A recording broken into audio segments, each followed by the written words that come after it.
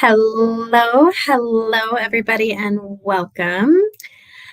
I am excited to drop in with you today and talk about maybe a bit of a different approach than what we might find typically this time of year when your inbox is full of, there's only however many days, 17 days left until the end of the year. Have you met your goals? Are you ready for next year? It is a bit much sometimes and a bit overwhelming. And I know that it can put us in a place of feeling less than, feeling like we haven't accomplished enough. And that year end, new year, new you, new goals is something that I am pretty adamantly opposed to. It's I think and what I know is that it triggers a lot of people. If it triggers you, I'd love you to drop an emoji or a note in the comments when you watch this hashtag replay. Um, or does it inspire you? And if it inspires you, great. But I know for most people, it can be a challenging time of year. We are really busy celebrating. There's people who have lost loved ones during this time of year in the past, and so it's not always the most joyous of seasons. And if that's where you are in your journey, I send you so much love, um, and know that we get to choose how and when we set our goals and our intentions and how we flow in our business. There is, as I always say, there's not one way, just your way. So when those pressure moments come, when those emails pop in, when people are asking you, what's your word of the year and what is your intention for the year? If you're not in that space to feel like this is a start, um, then that's okay because there's a variety of ways. It's just one cycle, and it's actually a manufactured cycle. We won't go off into that tangent at the moment, but um, there's an opportunity to work in your own flow, to set your goals and intentions in your own flow, and to be working with the natural cycles. If you are in the Northern Hemisphere, we are in winter, my friends. It is a time when we kind of want to hunker down, go within. And it is a great time to explore what's working, what we desire. It's so that we're ready to plant seeds in the spring.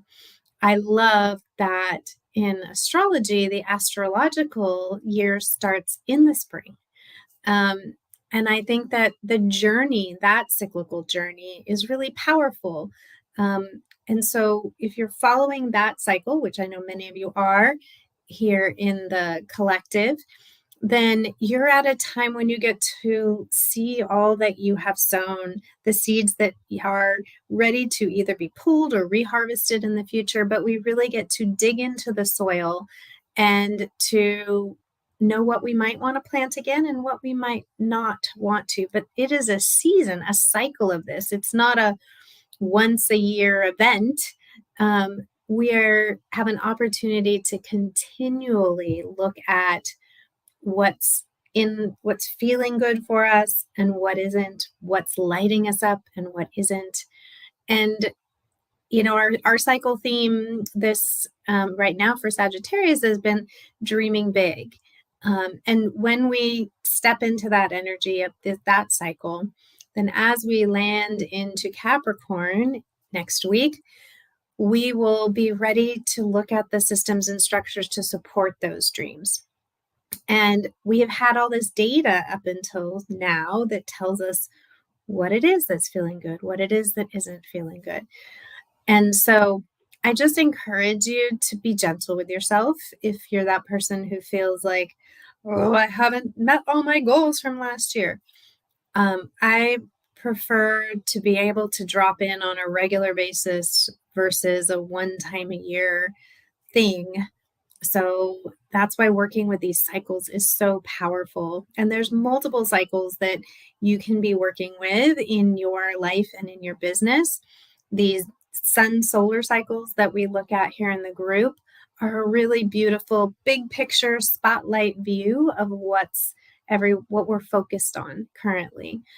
We've got a Mercury retrograde cycle coming up, which I know can send people into a tizzy. And it will be very interesting to see how things flow over, since it lands right at the new year and into January. But I was working with my lab folks yesterday, and we were looking at marketing through a Mercury retrograde cycle and utilizing that cycle for something different, taking a different point of view of it, not just needing to hunker down or not make any invitations, but really work with those energies that are present. And so there's always an opportunity to bridge that gap between doing and being. And I think the potential for stress around setting goals and reviewing your year and picking a word is all, and for some people that's beautiful, and if that's you, no judgment, everyone has their own way. For me, that's a lot of pressure. I want to, right now, my own cycles are such that I'm at a lower motivation point in my own world, and so for me to push towards or have to force myself to do, that kind of planning or thinking doesn't work right now. I really need to work as inspired and be working on things that inspire me, which is what I try to do always, but currently that's an even bigger point. So as you are looking at your business and where you want to go and your life, take into account that bigger picture. Know that it's just not a one and done, set it and forget it. We are human, and life happens, and we are impacted by these different energies and cycles, and so are your clients and potential clients. So when you acknowledge it's winter and you don't feel like launching or making invitations, so be it. That's fine. What can you do in your business? What do you choose to do in your business that actually feels good for you? Honor your own internal wisdom, the cycle that you're in, whatever that looks like.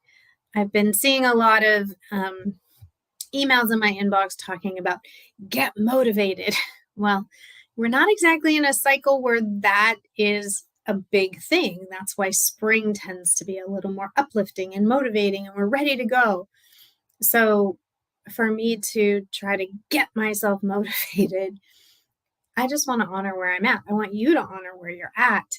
And by understanding the cycles we're in and understanding your own flow, that's super powerful. And it really can create a beautiful container within which to navigate your life and your business.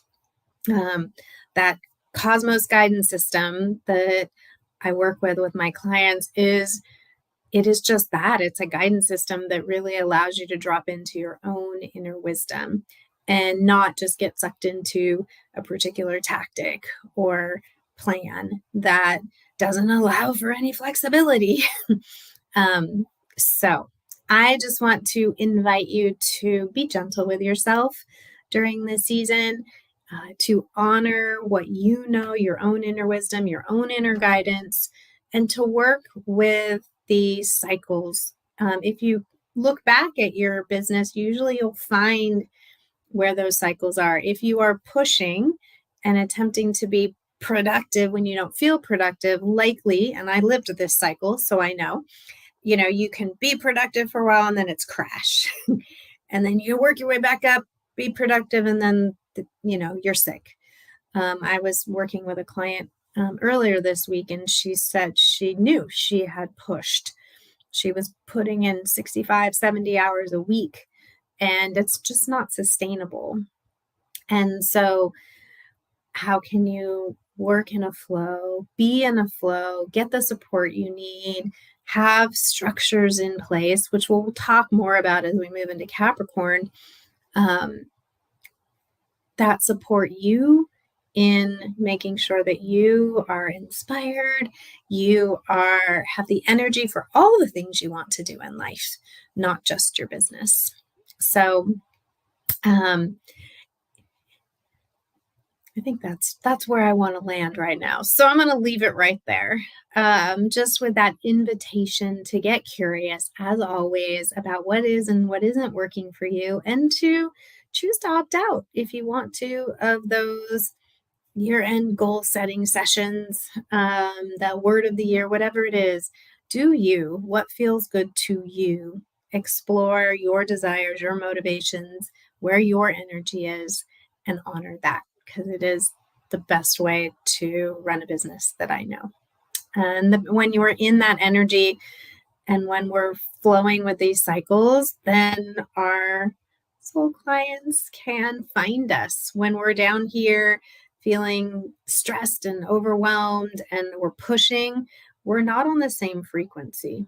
So it's really important to find that lift, that place where you can land, and it's going to do this. It is going to ebb and flow.